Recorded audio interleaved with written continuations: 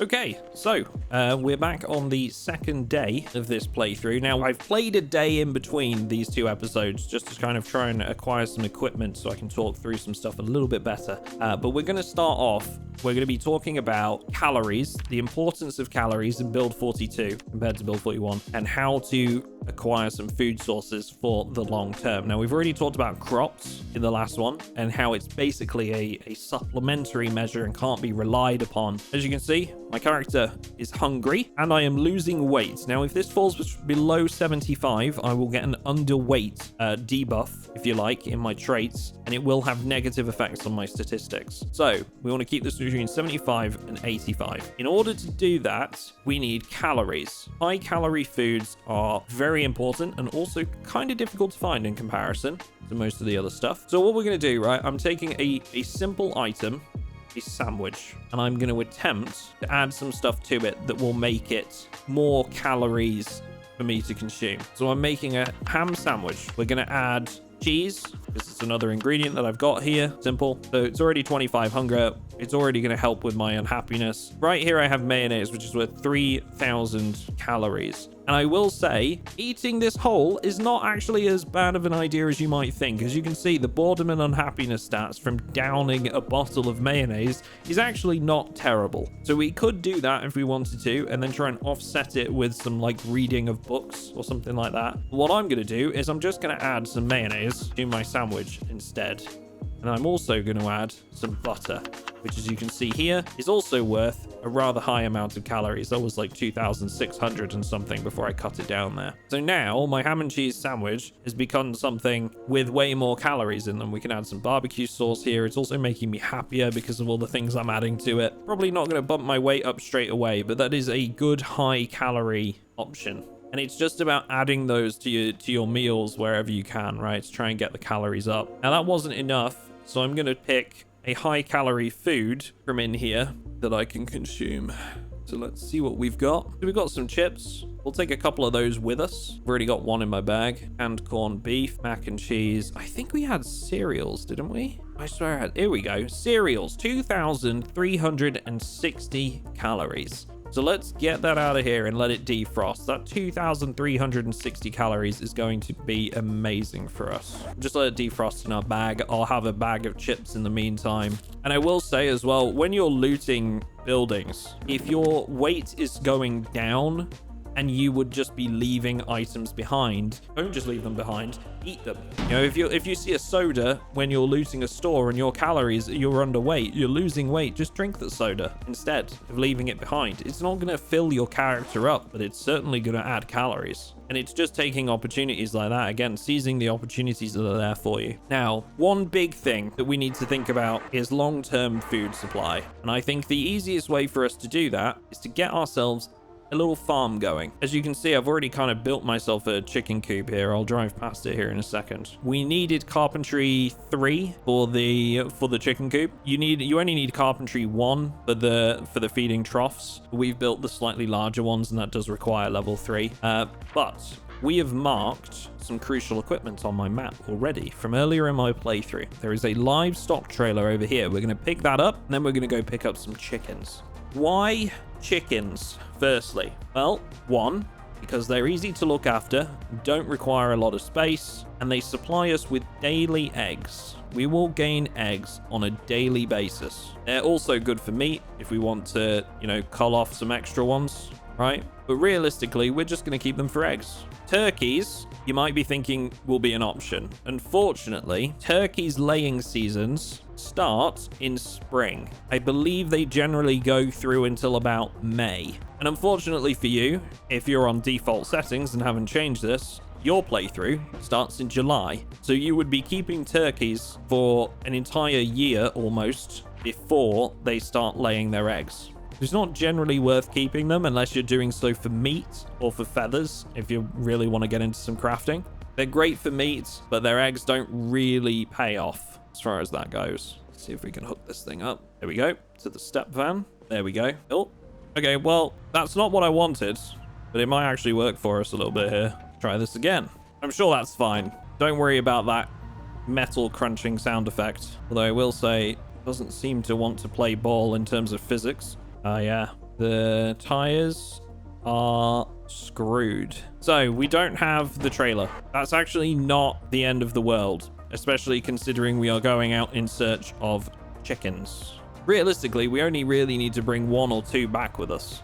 Did damage the back of the vehicle, unfortunately, but that's all right. Realistically, we only need to bring back 1 or 2 chickens, but I do want to very quickly go out and grab some milk from cows here. We're going to talk about cows for a minute because they're also one of the best animals in the game that you can keep, essentially because they produce milk, and that milk can be turned into butter using a butter churn. You can make those with 2 planks, nails, and a hammer.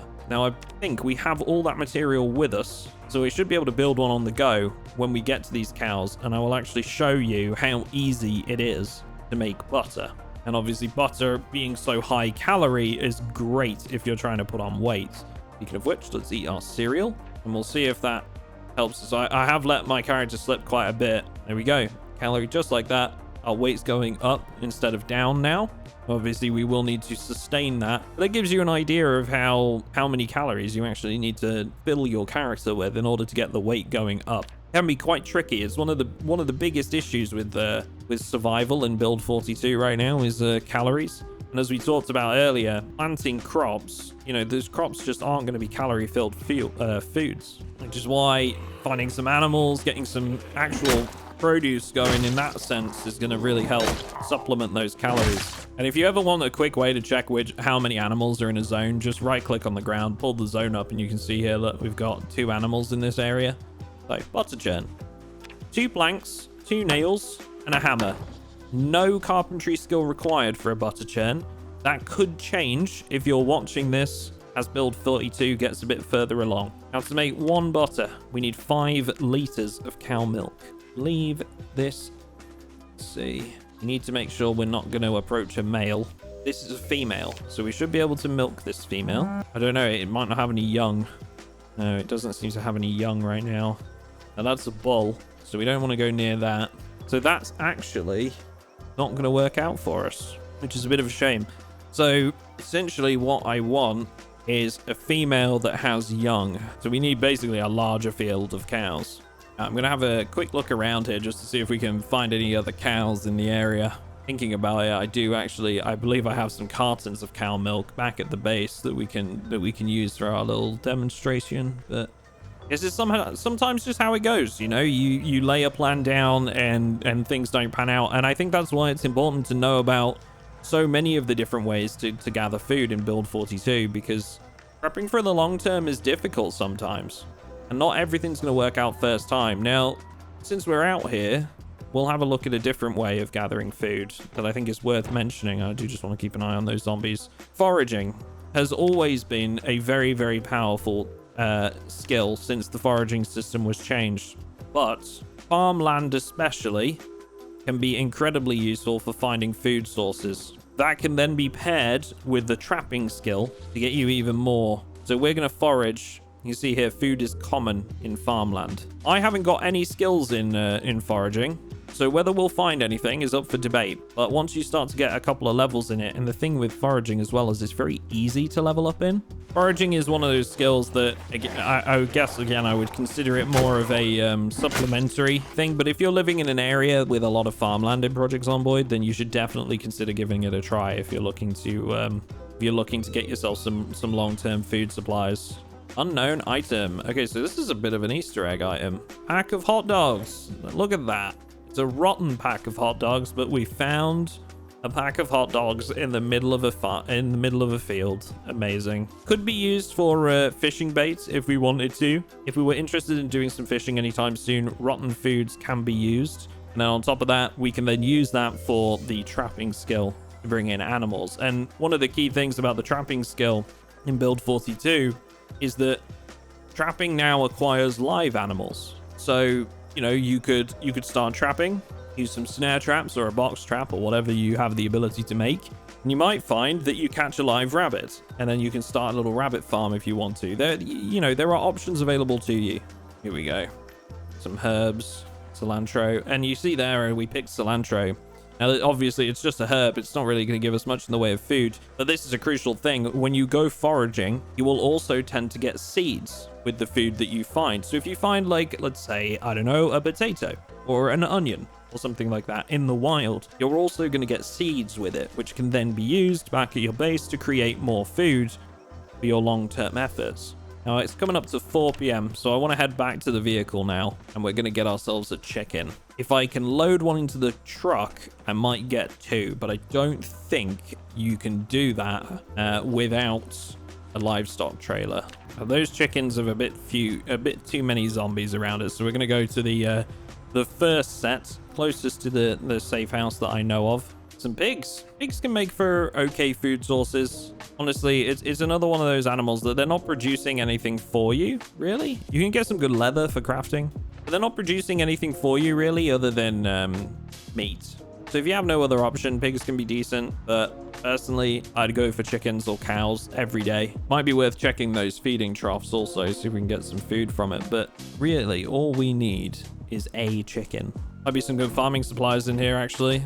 There's nothing wrong with just pulling up and basing at a place like this, because honestly, you know, you'd have everything you need on your back porch, really. Bellows, that's quite rare. Quite rare indeed. If we were getting into some blacksmithing.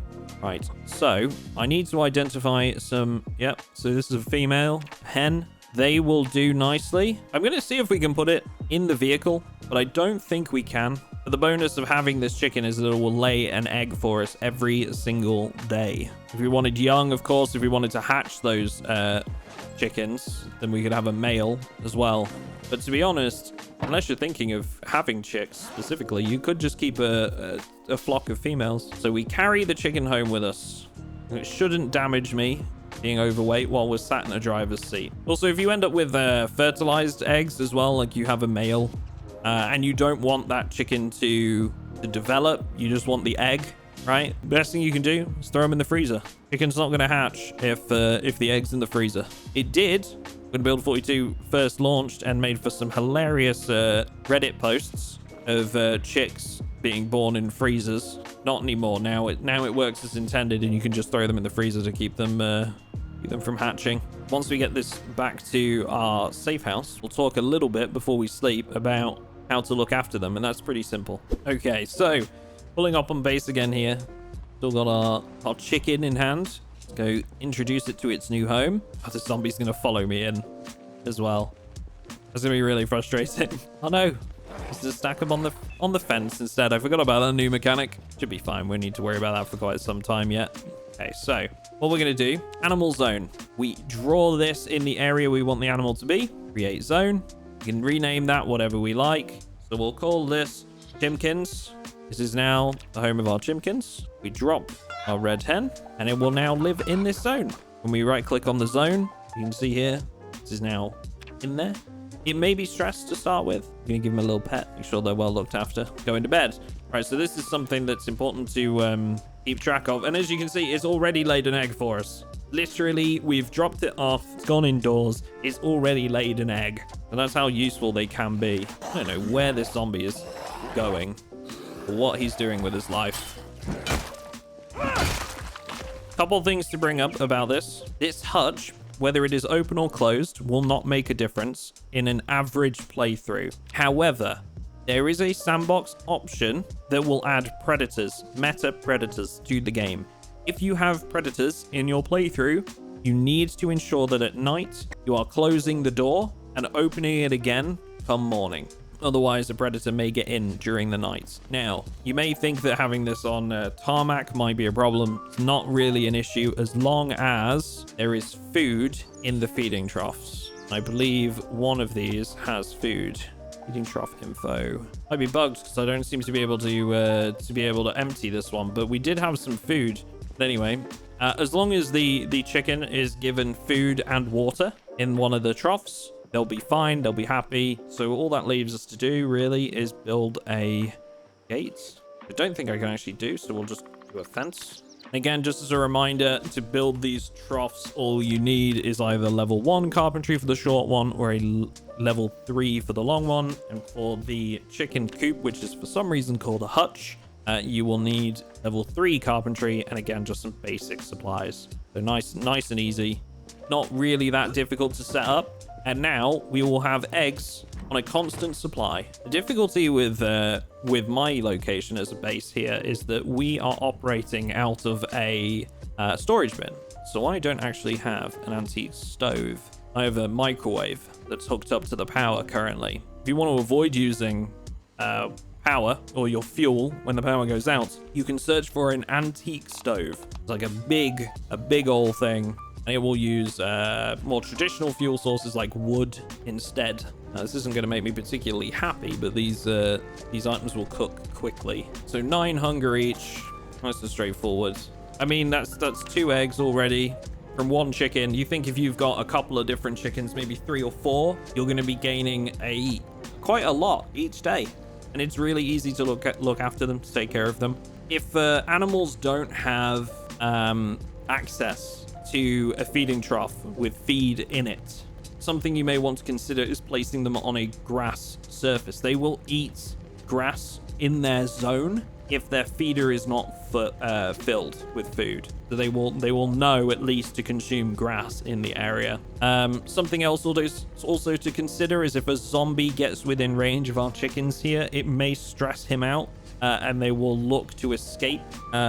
So that's something to keep in mind, and that's why we obviously build these fenced off areas. Any sort of stress caused by zombies, caused by lack of food, anything like that, and they will look for an exit. So having that fence is going to stop them leaving if a zombie shows up. Here we go. Very nice. Okay, full to bursting. Okay, so because we weren't able to milk a female cow because they didn't have any offspring, what I've done is I've just spawned a bucket full of cow milk. And I just want to very quickly sort of show how this works. So here's our butter churn here. Because a bucket of milk is 10 liters, we can get 2 sticks of butter. And it does take quite a while to churn. So while butter is an incredibly useful thing, it does take a minute.